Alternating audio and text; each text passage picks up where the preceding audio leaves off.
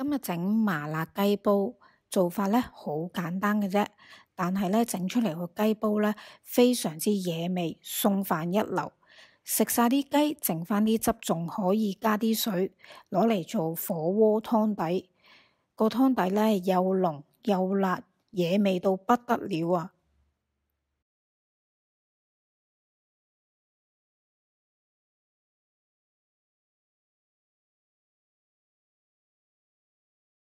材料咧就有半隻雞，我用嘅咧係急凍雞。解咗凍之後咧，你睇下個雞件會唔會太大件啦？如果太大件咧，就要剪細啲，咁咧會容易啲入味嘅。如果啲骨位咧太難剪，剪唔開咧，可以剪開啲肉，等佢咧容易入味。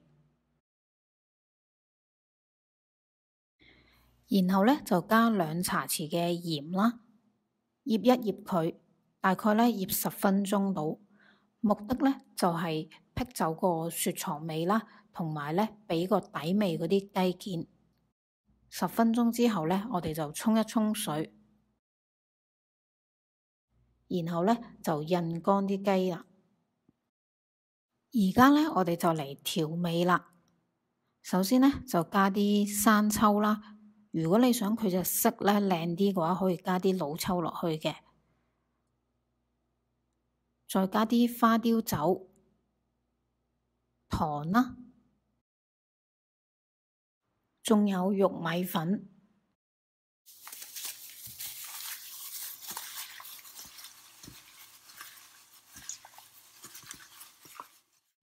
最後咧加啲麻油落去，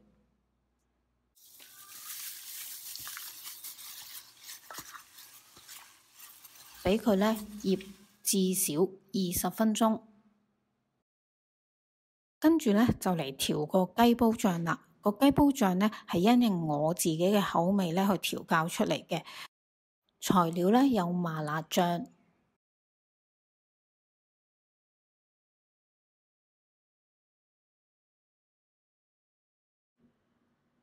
仲有啲豆瓣醬、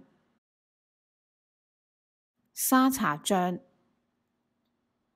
同埋花生醬。花生醬咧可以令到佢香啲嘅。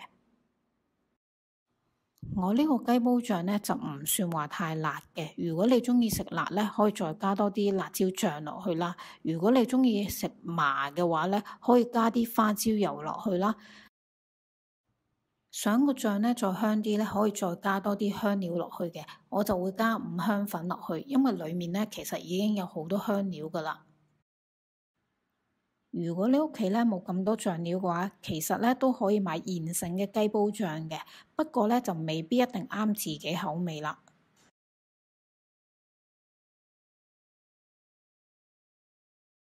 雞煲除咗個醬好重要之外咧，配料都好重要嘅。呢度咧就有啲紅葱頭啦，已經洗好咗，去咗衣，切咗頭尾噶啦，仲有啲蒜頭、葱段啦、薑片啦。好重要嘅就係芫茜頭啦，有嘅話咧可以落多啲嘅，同埋咧大量嘅芫茜。芫茜咧係雞煲裡面好重要嘅元素，所以咧一定要有嘅。開始煮雞煲啦，我哋加啲油落去先啦，再爆香啲香料啦。今次我用嘅香料咧就係月桂葉同埋花椒。炒一炒佢哋之後呢，就可以落其他配料落去噶啦。先落咗蒜頭、紅葱頭、薑片同埋芫茜頭，用個中細火呢炒2-3分鐘啦。等所有嘅香料同埋配料嘅味道呢，全部釋放晒出嚟先。跟住呢，就可以落醃好咗嘅雞件，炒一炒，炒到呢大概7-8成熟啦，外面咧轉晒色咧，咁就可以咧落雞煲醬噶啦。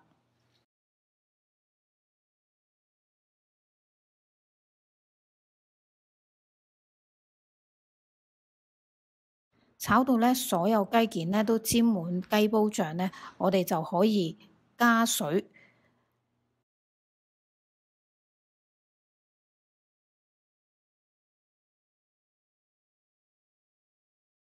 順便喺呢個時候呢，就加1/4粒嘅雞湯塊落去，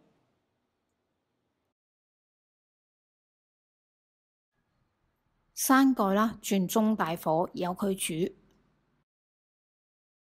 煮咗7至8分鐘之後呢，可以開一開蓋啦，睇下啲水夠唔夠啦，同埋呢順便加埋啲芫茜菌啦，同埋辣椒落去。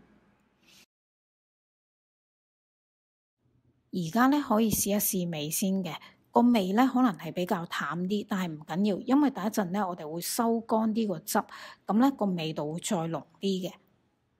蓋咗蓋之後呢，繼續用中大火呢煮佢12分鐘到啦。之後再開蓋，佢啲汁咧其實就應該收咗好多噶啦。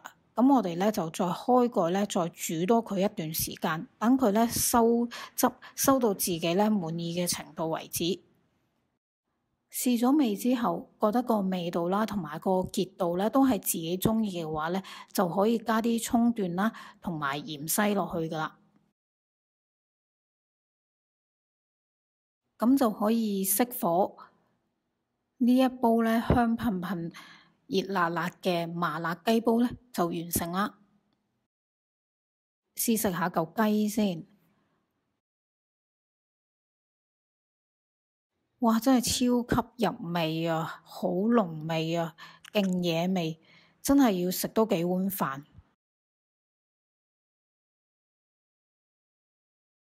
不過咧，我唔記得咗煲飯咯，所以咧，我哋呢個雞煲咧就食咗幾件雞之後咧，就覺得真係比較重口味嘅。如果冇送飯嘅話，所以我哋咧就加水變咗做一個麻辣雞煲湯底，之後咧就加埋咧其他嘅配料啦，咁啊做咗一個麻辣雞煲打邊爐啦。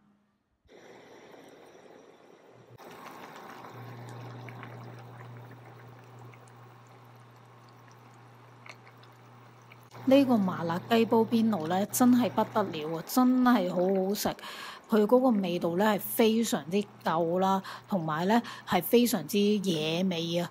一定咧要加一啲好索汁嘅打邊爐料，例如咧枝竹，仲有粉絲。哇！個粉絲真係好好味，索晒啲湯底，索晒啲汁，好正。